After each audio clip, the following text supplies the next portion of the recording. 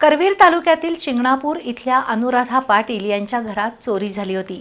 स्थानिक गुन्हे अन्वेषण शाखेच्या पथकानं अवघ्या 4 दिवसात या चोरीचा तपास करून आदित्य चौगुले, विनोद कलगुटकी आणि शुभम हेगडे या तिघांना अटक केली।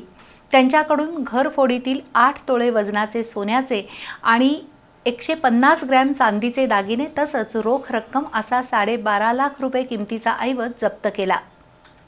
करवीर तालुक्यातील शिंगणापूर इथल्या सागावकर मळ्यात राहणाऱ्या अनुराधा पाटील या कुटुंबियांसह 1 ते 4 जून दरम्यान परगावी गेल्या होत्या।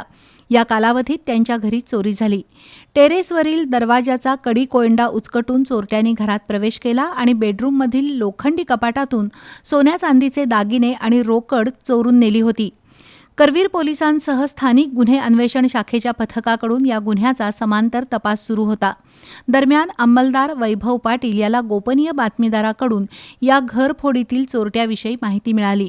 त्यानुसार पोलीस पथकानं आज माळी कॉलनी इथल्या ऑक्सिजन पार्कजवळ सापळा लावला। त्यामध्ये आदित्य चौगुले, विनोद कलगुटकी आणि शुभम हेगडे हे अलगद सापडले। त्यांच्याकडे कसून चौकशी केल्यावर त्यांनी अनुराधा पाटील यांच्या घरातील चोरीची कबुली दिली। पोलिसांनी या चोरट्यांकडून 8 तोळे वजनाचे सोन्याचे, 150 ग्रॅम चांदीचे दागिने आणि रोकड असा 12.5 लाखाचा मुद्देमाल जप्त केला।